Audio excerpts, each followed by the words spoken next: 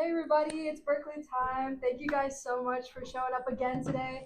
We're super excited because this is the first lecture of the guest speaker series, and this is Alicia Powers, senior keeper at Oakland Zoo, and I'm so excited to be able to introduce her. And yeah, I'll let Alicia introduce herself. Lovely. Thank you, everybody. Hi. Super informal chat, and if questions come up in the middle, throw your hands up. I don't care. And yeah, we'll just dive into it. More questions at the end. Okay, so a little bit about myself. I attended Cal back in the day, and I was a BA in public health. I was on the pre-vet track, and I played on the volleyball team at the time.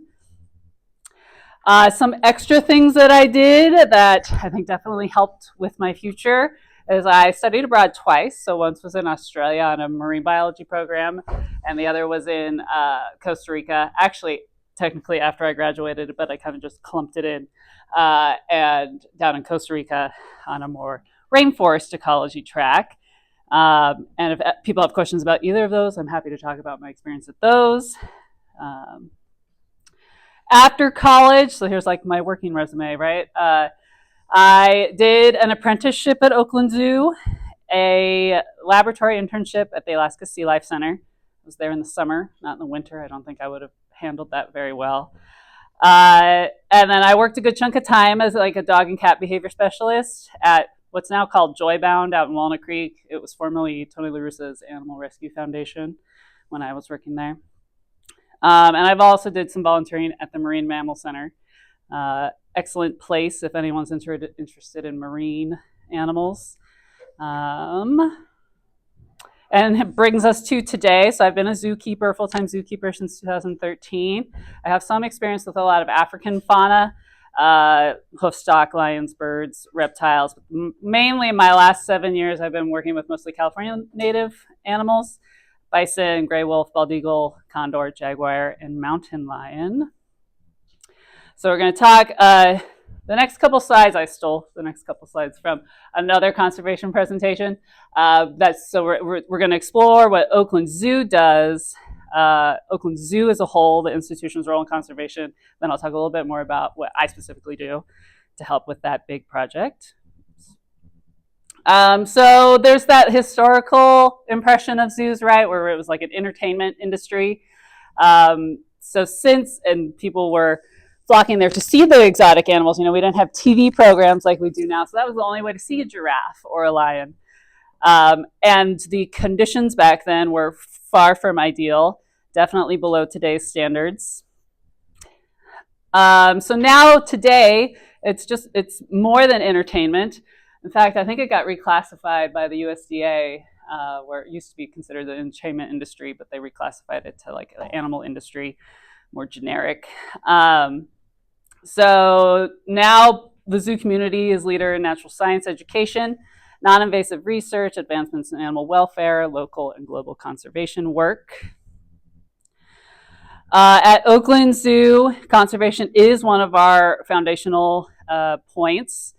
So August 2017, we actually renamed from Oakland Zoo to the Conservation Society of California to more accurately reflect that conservation commitment.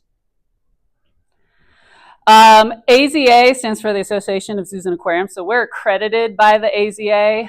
They have some of the highest standards of accreditation in North America. And they have a program called SAFE, Saving Animals from Extinction.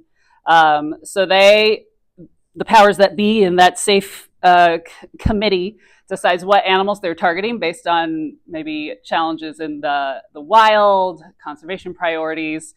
So they're working on protecting threatened animals, building an established recovery plans, collaborating, like helping all the member institutions collaborate with each other, implementing strategies for conservation, stakeholder engagement activities.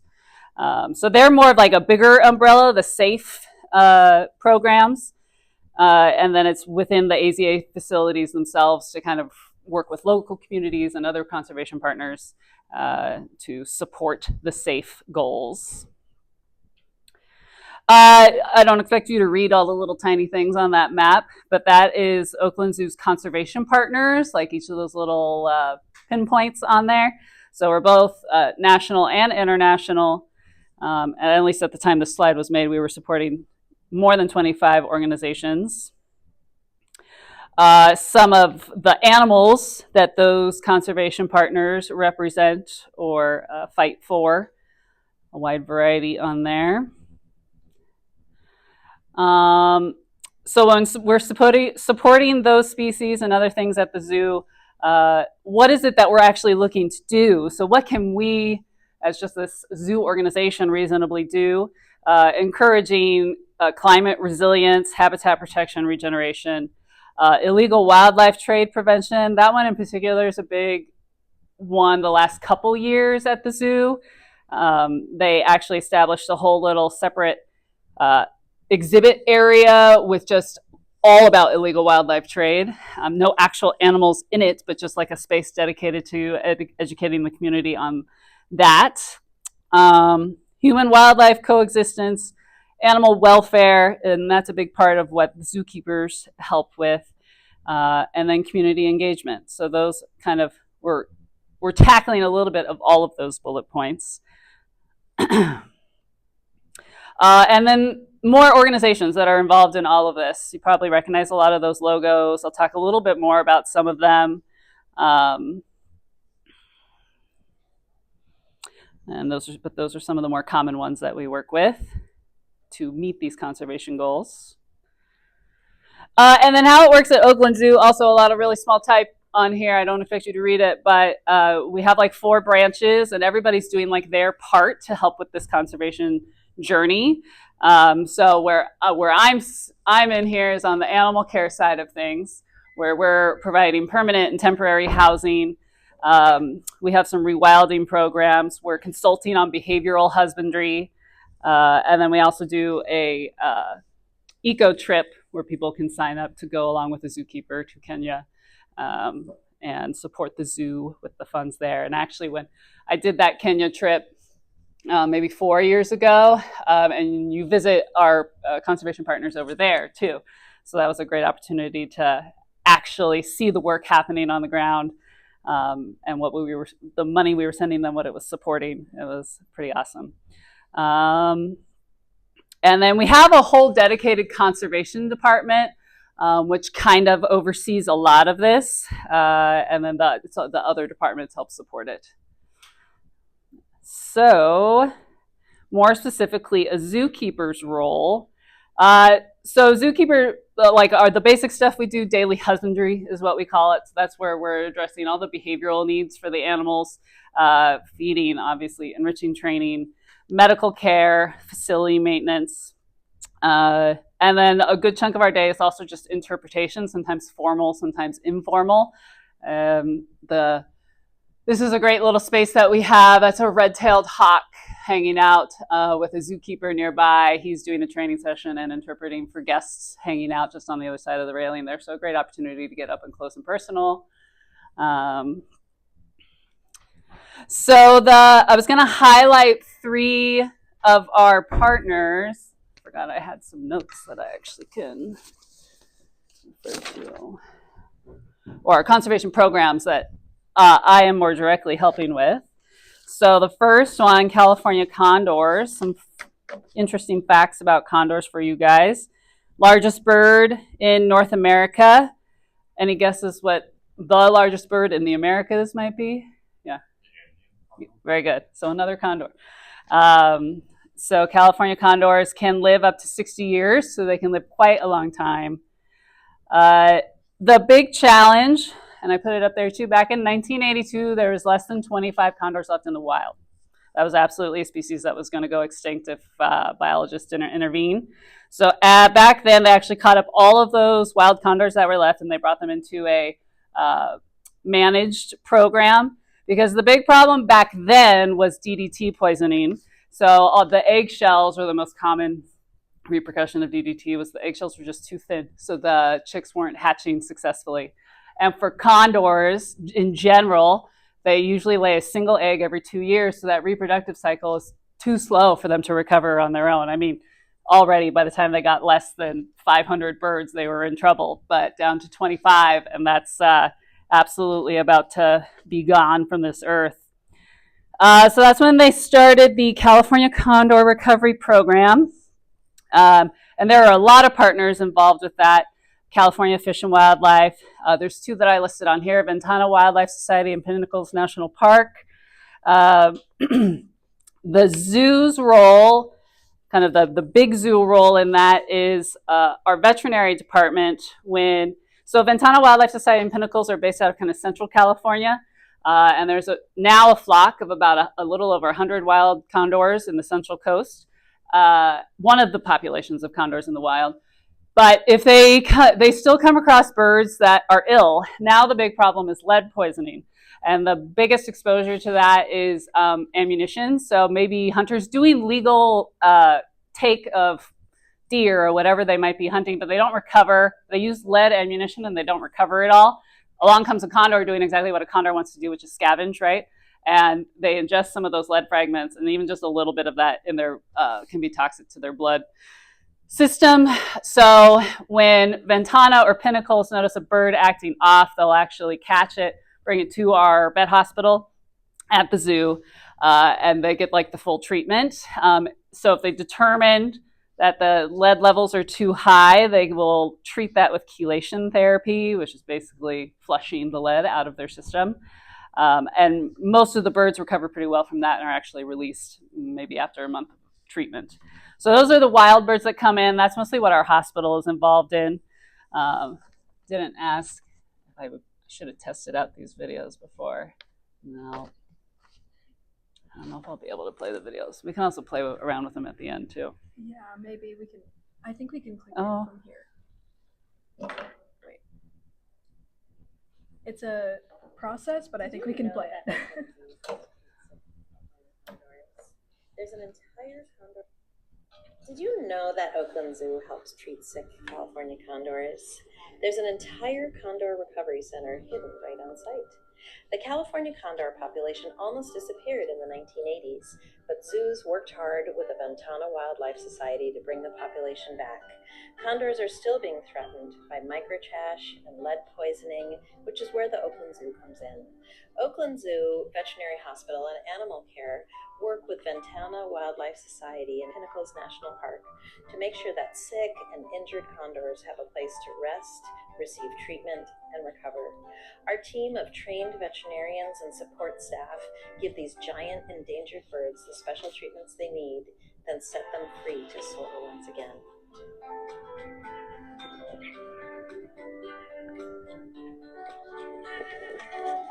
Should have just played that video. No. Actually. Will it let you click it? Oops. Okay. There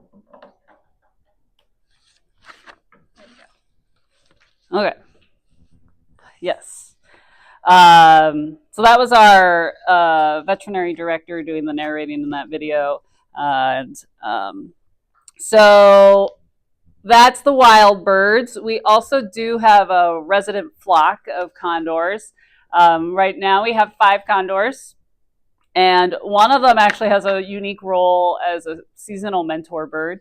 So what that means is when they're, let me back up a little bit. When they are preparing to release more condors into the wild, they're generally juvenile birds, and they meet up with adult birds that are already in the wild and kind of get integrated, learn the social dynamics of being with that particular flock or that population.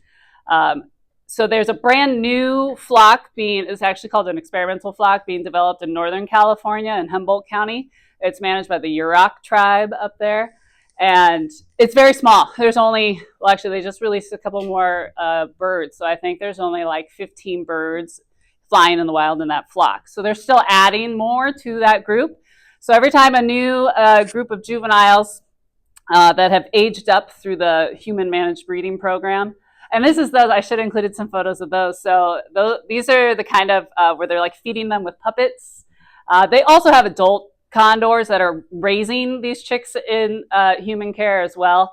But that's where if the adults aren't caring for them properly, humans with puppets will help make sure those condors grow till they can fledge. So that's where the new condors come from, is that human managed breeding program. And so the ones in Northern California, there's no adults up there yet. It's all young birds. So this mentor bird that we have, he actually makes the trip up there once a year. And when they have a new batch of juveniles that they're about to release, he'll mentor them, not out in the wild. They have a big, I guess you could call it an enclosure or an exhibit, where he'll hang out with those young birds, tell them what's up, who takes turns eating, who gets to perch where. And when those juveniles have felt established in that area, and all the meanwhile, the other 14, 15 wild juveniles that are already there are also hanging out around the pen that they're in. So there's a lot of social relationship building happening then. So that mentor bird of ours, after they release the juveniles, he comes back down to Oakland Zoo, and basically he's on vacation. He gets to hang out with the other 4 in the flock there. Of the other 4 that we have, two of them are juveniles themselves, who are based on like their genetic profile. They're actually earmarked to join the breeding program eventually. They're just not old enough yet. So they're also hanging out with us until they get old enough, which will be for condors. They're generally not sexually mature until about 6 years old. And these guys are about, I think the younger one is 2 years old and the older one is 3 years old. So we'll have them for several years. And then our other 2 are adult condors. Their genetics are just overrepresented in the breeding program right now, and they aren't, since they're imprinted on humans, they're not release candidates. So at some point their number may be up to help with the breeding program, but for now they just get to hang out with their own little flock. And all 5 of the condors we have are males. If there was a female in that mix, it would make the dynamics much more tricky. And we aren't really set up to be a breeding facility. The breeding facilities are, I guess I didn't write that down, but for sure I know LA Zoo, San Diego Zoo, the World Center for Birds of Prey in Idaho, and Oregon Zoo. So those are the 4 zoos breeding California condors in human care right now. Condors are being born out in the wild as well, which is a great show of how well this conservation program is going. But let's see, the updated numbers are free-flying condors. We're at 369 now, and that includes the Central California population, the Northern California population. There's also a population in Baja California, Southern California, and Arizona. So all of those combined, 369. In total, there's 566 California condors. So that's including the wild ones and the ones still in the human managed breeding programs. So not considered a recovered species yet, but much better than 25 birds that we had in the 80s. Yeah, what's your question? I was wondering if there were any worries concerning bird flu at the moment. Yeah. Yes. In fact, the Arizona flock lost 20% of their birds from avian flu last year. Yeah. So let's see, in the last year, it's kind of right after that Arizona population got hit really hard. USDA had been developing a vaccine for like the poultry industry, right? Because I'm sure there's a lot of people who want to make sure their investment of chickens or whatever they have don't all go kaput. But and they got Fish and Wildlife was able to get special permission from USDA to give that vaccine to the endangered condors. So over this last year, all the condors in human care are fully vaccinated, and they're chipping away at catching every single wild bird again and vaccinating all of them. So it's a slow process. And I know the Central California group was up to like 75% of them were vaccinated. So they're getting there, but there's still a lot of science out on like with the vaccine, like how often do you have to get a booster or get a new one? They kind of went through the same thing with West Nile virus. I don't know if anyone's familiar with a whole lot of avian stuff, but West Nile virus had similar huge concerns, huge die-offs happening. But now there's a vaccine. So all of our birds at the zoo get West Nile virus vaccine. And I imagine a protocol similar will exist for all the birds as well for HPAI, avian influenza. But from like a daily husbandry care, what that means for us is if there's been any cases of a deceased bird from avian influenza in the Bay Area, we are at a higher level 3 risk level. And basically that means if you work with our condors on any given day, you can't work with any other birds. Basically, you're a bird specialist for that day, so you're not cross-contaminating exhibits. We do things like all their food offerings are covered because the biggest exposure is wildlife, other birds flying overhead and defecating on food the condors might eat. And, the condors are scavengers, so the food sits out for a long time. There's a high chance that other birds might defecate on it. But so we have some protocols in place to reduce the risk for our condors. They're also vaccinated, but all the protocols also exist for all the birds at the zoo. What else do I want to say about condors? Does anyone have any questions about condors? Let me tell you, I thought they were really weird and ugly looking when I started working with them, but they are so charismatic. The 3 birds in that photo, they all have that pink fleshy head. Those are all adult birds. The juveniles have black heads. So a lot of people confuse them with turkey vultures if they see them out in the wild. But then once you see a condor put their wings out and how big they are, they're like, oh, that's not a turkey vulture. And then the other big difference too between condors and turkey vultures is adult condors will have those big white primary feathers when they have their wings out. So if you're seeing a big bird soaring above you and you can see white wings, that should be a good indicator that's a condor.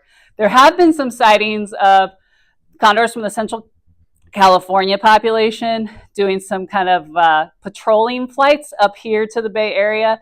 A handful of times now they've seen condors over Mount Diablo in the Livermore Valley. So not impossible, and they're making more visits, so it's really exciting to think that condors might be spending more time up here. Okay, I think that's all I need to say about condors. So there's no wild populations up here, just the ones in Correct. And San Francisco Zoo, they have an Andean condor, but they don't have any California condors there. So the closest wild population is the Central California. And it's only less than a 2-hour drive if you guys are interested, going down to Pinnacles National Park. And that's a great place to see them. Okay. The other conservation initiatives I wanted to highlight, one of them was bison. So similar to condors, bison suffered a huge reduction in their numbers in the wild. So by 1906, it was estimated that there were less than 1,000 free-ranging bison left. So the other bison were ones on ranches. So non-ranch bison, less than 1,000 individuals, which is crazy when you think about at the time of westward expansion, there was millions of bison over the prairie. It boggles my mind to imagine seeing just clouds of dust from bison stampedes going across there. So we are a long way from what that used to look like. They estimate today there's about 500,000 bison on private lands and then 30,000 on public lands, but only 15,000 of those are considered wild free-ranging bison. There's a lot of tricky legislative complications when it comes to bison because some states classify them as livestock and some states classify them as either or. So it gets a little messy. Yeah. where do bison typically now in the wild? Where are they? Located? Mostly Central North America. And that's where their numbers were the biggest back, 18th century. So, at least the conservation partners that we're working with are in Montana. And there's another one in Kansas, a really big conservation program going on in Kansas right now. But I think middle of the country is where most of them are. Yeah. Question? What was the main reason for Overhunting. So the pioneers would just decimate the herds for fur, meat. They were incredibly easy to hunt because they wouldn't scatter like cattle, so they could take out many bison before the bison finally flee from the area. So their natural behavior worked against them in that regards. There's some really gut-wrenching photos of mountains of bison trophies that hunters would take.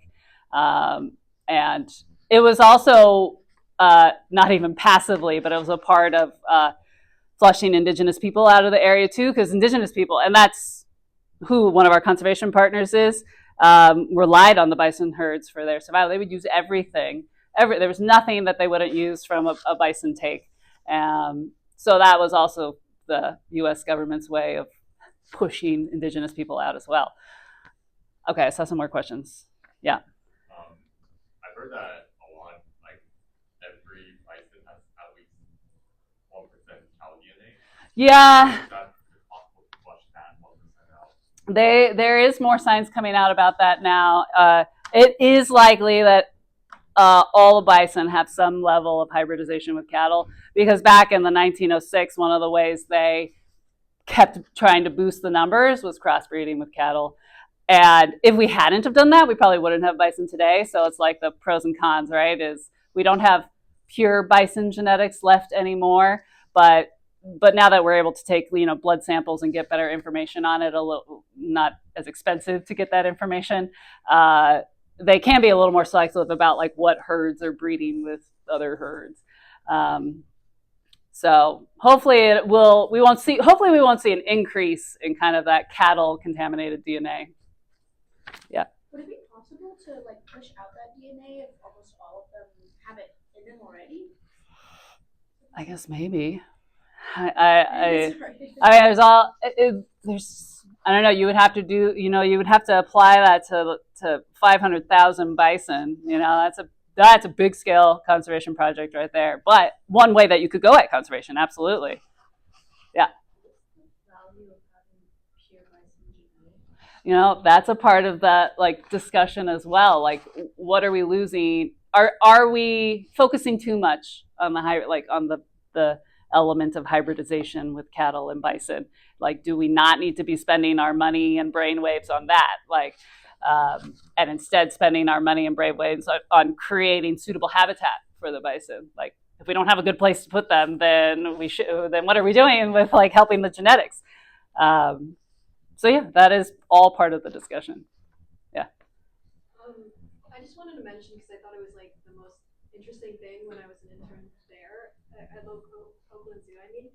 But I think I wanted to know if you could talk a little bit about the process with shifting bison and our day that we were kind of loading bison into trucks that would eventually take them to Montana, because I thought that was such a cool management part of the process that was interesting. Yeah, actually, Grace, do you want to load these two videos? Yes. And I'll talk a little bit about that. So, what's it take to take care of bison? So we help the conservation partner we work with is the Blackfeet Nation. They're an indigenous people that manage the ENI initiative. So it's their program, the ENI initiative. And their goal is to repopulate bison on their ancestral land. So how we're helping with that is they basically loaned us 14 female bison from their herd of about 100 bison. So it's not like they were starting with very many bison. And from there, we acquired a bull bison with Yellowstone genetics. So this is kind of helping make sure the genetics aren't, there's not a whole lot of inbreeding happening. So we have a breeding population of bison at Oakland Zoo, and every couple of years we send all the young ones back to the heritage herd managed by the Blackfeet Nation in Montana. And that picture at the bottom is a picture of the heritage herd in Montana. They have a lot of space. At Oakland Zoo, we do have a lot of space, but it's only 13 acres. It's just a very small piece of that puzzle, a piece of what the heritage herd is on. So we have to keep our numbers low. We can't have too many animals because then it'll decimate, the pasture and just turn everything into a muddy mess. So every couple of years, basically it's just a really long beefed up horse trailer, and we'll load up to 15 bison and they'll make the trip back to Montana. And I think one of the videos, how do I get back to one of those videos, Grace? Yeah, so you unplug and then press escape and then. Okay. Yeah, that one. There we go. There we go.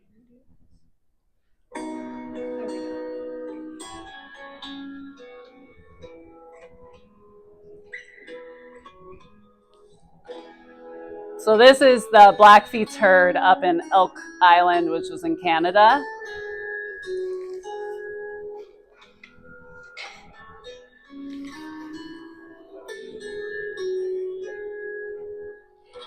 And these are all pretty small. These are all juveniles. I can tell by their size and how tiny their horns are.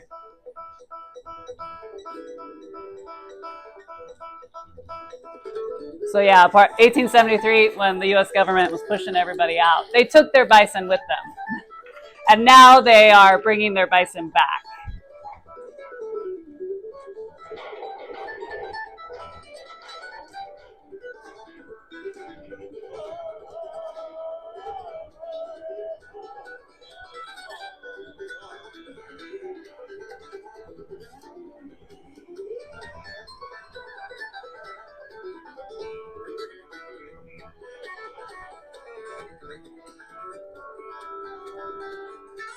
That's much bigger than the trailer we use for the small shipments we do now.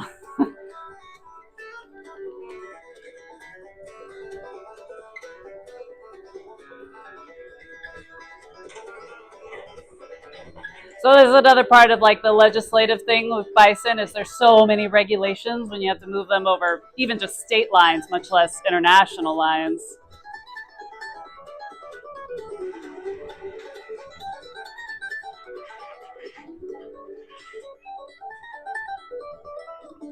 So this was the first piece of the puzzle in 2017. They've returned to their ancestral lands now.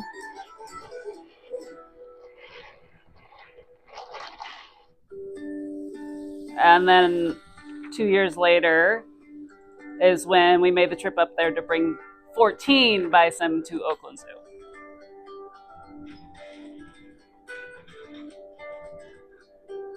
So that's the that's the little trailer.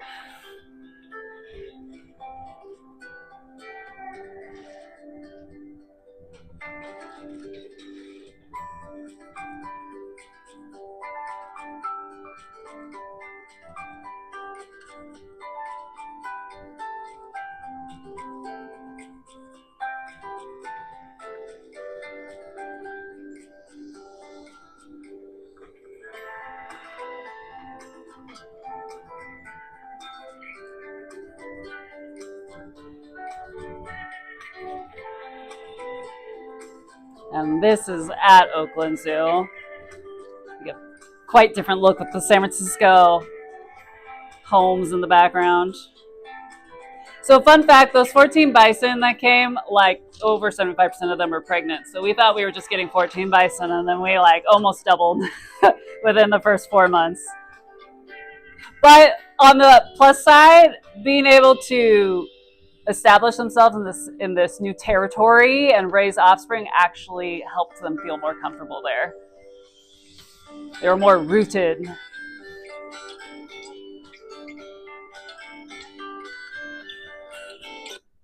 Okay, and then let's do, oh yeah.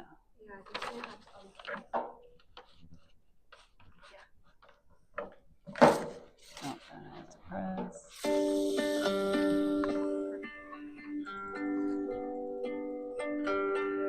This was 2 years ago.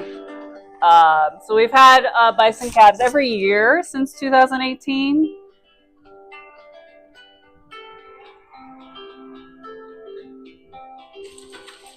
So this is our corral system.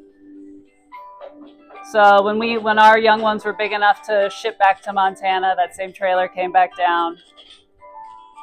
And this sorting system is all managed by the zookeepers. So like we're the ones moving the bison through the system.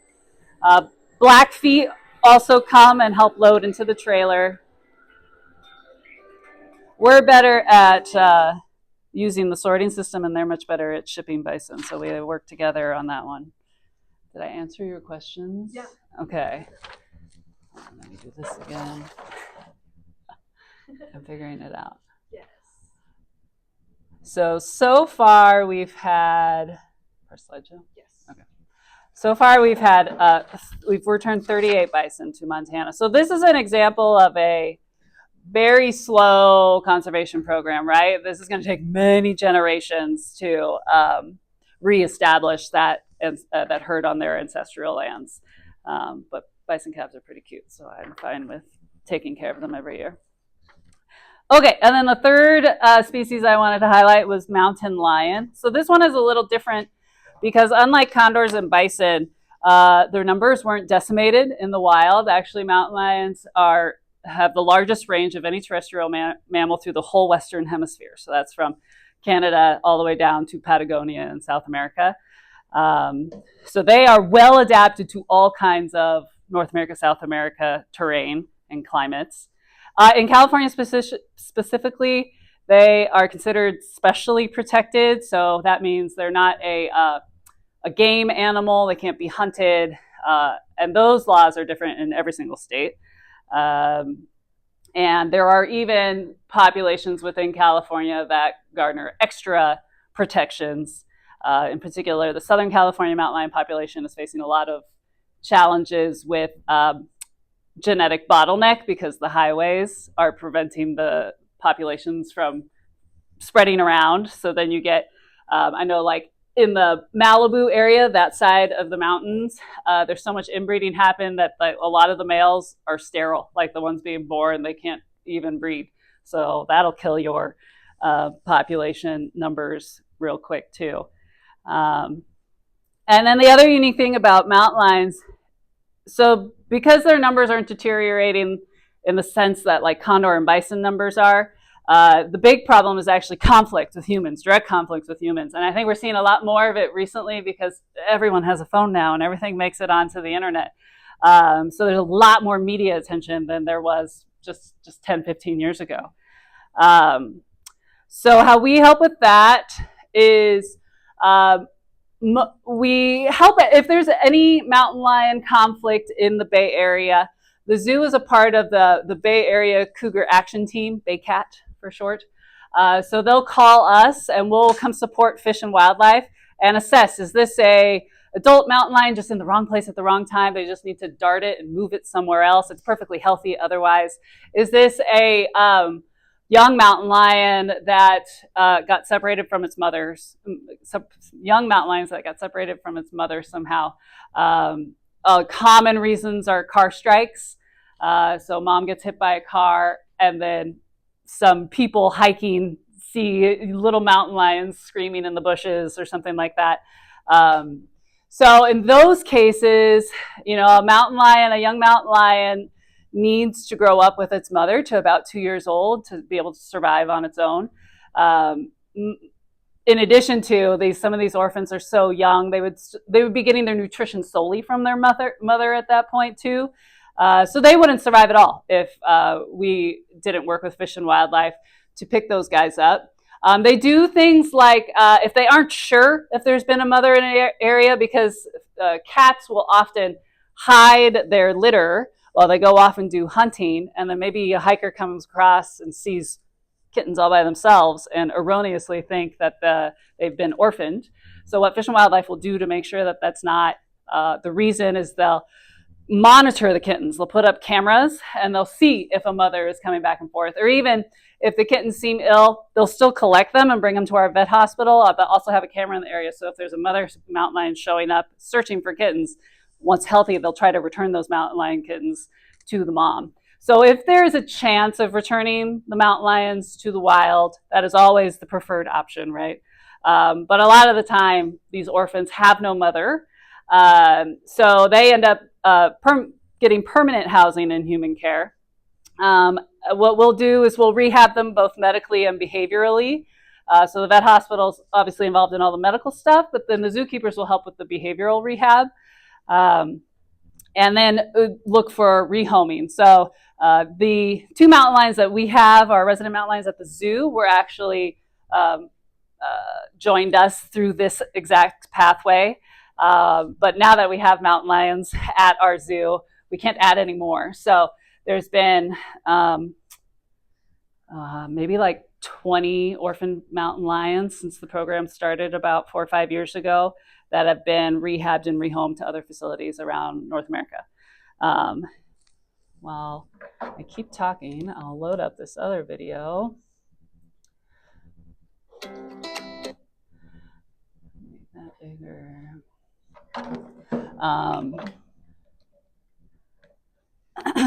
So sometimes it takes a while to find a permanent placement for these mountain lion kittens.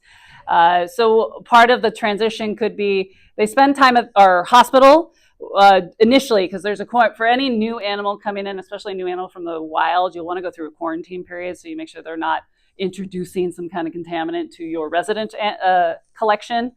So they always go to our hospital first because they inevitably need medical care, like urgent and critical overnight medical care.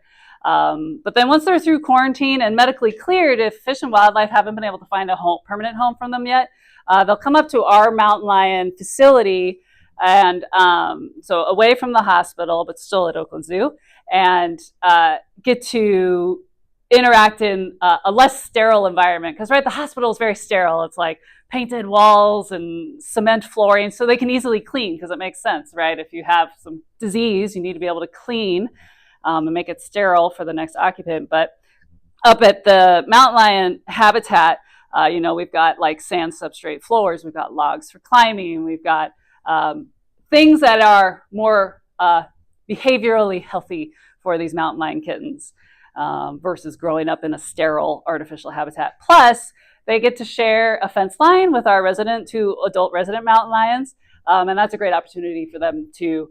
There's really good science that mountain lions aren't as solitary as maybe we once thought, so we're trying to take advantage of whatever social advantage. I mean, we're still learning what the social needs and advantages are for these mountain lion kittens, but we have that opportunity to provide it. So let's see if this video provides a little bit more. I think this was a year and a half ago, not this last November. So this is at our hospital. We have hospital zookeepers as well. This is at our mountain lion facility up at California Trail. At this point, they're now shipping to their permanent facility, which I think these guys went to Stone Zoo in Massachusetts. There we go.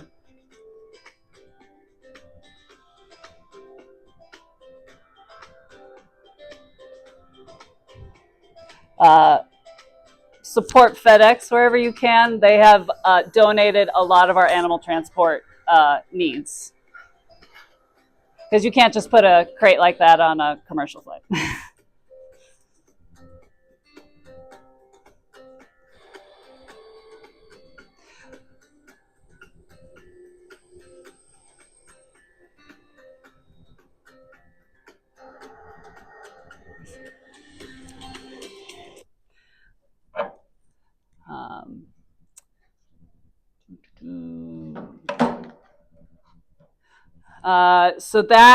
So the zookeeper's role in that is whatever behavioral rehabilitation they need, and then caring for them just like we do our other animals until they find that permanent home. Any questions on mountain lions? Yeah. Since the cubs have more human interaction now, have you noticed that their behaviors when they're older, they're different towards humans at all? Like the ones that can't be released back into the wild? Yeah, and we put a lot of intentional, actually my next slide kind of addresses that. So this was a poster presentation I did for the Western Association of Forest Wildlife Management. I don't know, it's a big old acronym. But basically it's a lot of the stakeholders involved in wildlife management in the Western US.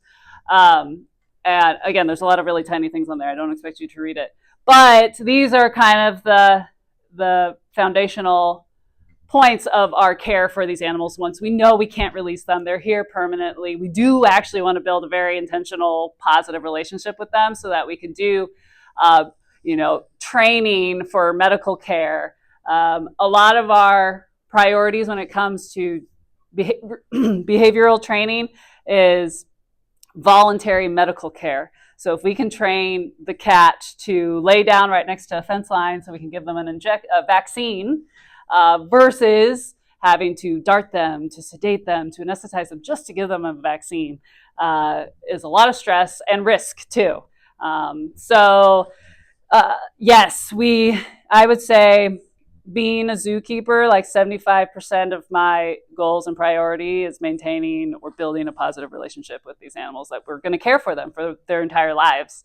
So we need them to like us. Yeah. I saw that you guys recently got like 3 cubs, I think. Yeah. Do you guys have any idea like what the plan is? I haven't heard. I know they're still working through some medical issues. I think one of them had some kind of parasite, so they're still being treated at the hospital right now. We actually still have a singleton kitten from a previous rescue that is living at our main mountain lion habitat. His name is Briar. They're actively trying to find him placement, and I think they're probably also actively trying to find placement for these 3 so that once they are healthy, we can get them out as soon as possible. The less moving they have to do at Oakland Zoo, like going from our hospital up to our main mountain lion habitat and then out to their permanent place, the better. Yeah, we want them to be with us as little as possible. Like, we want to get them out as quick as we can. Yeah. What kind of factors go into considering whether or not a mountain lion can be released? Age is a big one. So if they're under 2 years old and we can't locate a mother looking for them, then they can't be released. There are, something like, even like a bison calf. If you had an orphaned bison calf, you could care for it and still successfully release it because they join up with a herd. They're going to take most of their cues from the herd. Versus predators, carnivores, unless they learn how to hunt when they're young from their mother, that's not a skill that people have figured out how to do yet. So we're not there yet. Maybe we will get there. But so if they're under 2 years old, chances are they're probably going to stay in human care for their entire lives. If they're over 2 years old and just maybe they got clipped by a car, broke a leg, we heal the leg, and then release them again. And in the cases of those ones, if we know they have release potential, we're going to try really hard not to build positive relationships with them because we don't want them to, wander into human neighborhoods because they're more comfortable with humans now and just get injured or hurt again or cause other conflict. Yeah. I'm curious on your perspective on especially protected species such as the mountain lion and kind of the inability now to get degradation permits and whatnot, and if that has an effect on the overall health of the population. Mountain lions, or if it ends up actually eventually negatively impacting them. It's deer populations and all of that. The ranching wants to see a lot. There is, so mostly what that boils down to is just getting the information out there. A lot of people in communities come with preconceived notions about predators in their community. They're gonna eat my kid or take my dog. The chances of that happening are so low, but it's a part of the conversation. So a lot of our conservation partners, I'll highlight them again, Mountain Lion Foundation and Bay Area Puma Project, so much of their work is just educating communities on how to coexist. And where we're still seeing the depredation happening, California Fish and Wildlife still has that program available. So that's if you can prove that a mountain lion killed your goat, you can legally get a permit to kill a mountain lion. It might not even be a mountain lion that took your goat. So you see how it's not an ideal system at all. We don't want any mountain lion to be killed. We want that goat owner to have the resources and education available to provide their goat herd with safe housing to eliminate that risk of the mountain lion taking them. So that's what a big part of what our conservation partners do and how we support them. And the specially protected stuff, it's better than, a lot of states have no protections at all. So you could go out and shoot a mountain lion just anytime. And that would just be detrimental. There's such have you guys heard of like keystone species? So they're so important to the ecosystem. You don't want to get rid of them. You still want them there, but we want to find a happy way to exist with them, which is mostly education. So another hand?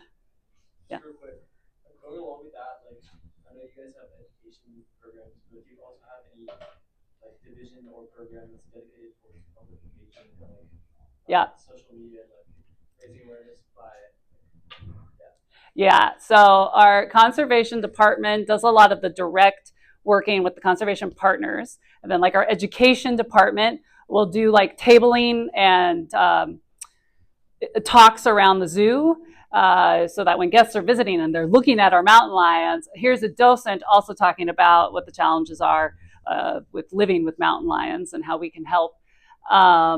Like our marketing department, they're working closely to put out all these videos I showed you were produced by our marketing department. So whenever we're doing great conservation work, there's usually somebody from marketing there with a camera and taking photos at the same time.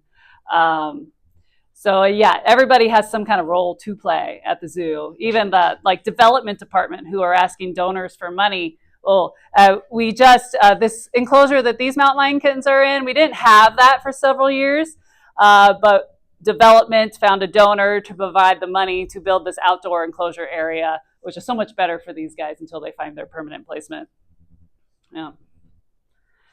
Any other questions? I just wanted to say it did hit 6. So if you need to go, don't worry, you can head out. But I just wanted to give Alicia the chance to finish up. I mean, this is my last slide. So check out our website if you guys are interested in volunteering or internships. All of our conservation partners are listed on our website as well.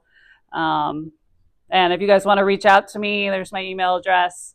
Happy to talk to anyone about what I do, or if you guys are interested in other wildlife careers, happy to send you in the right direction, however I can help. Yeah.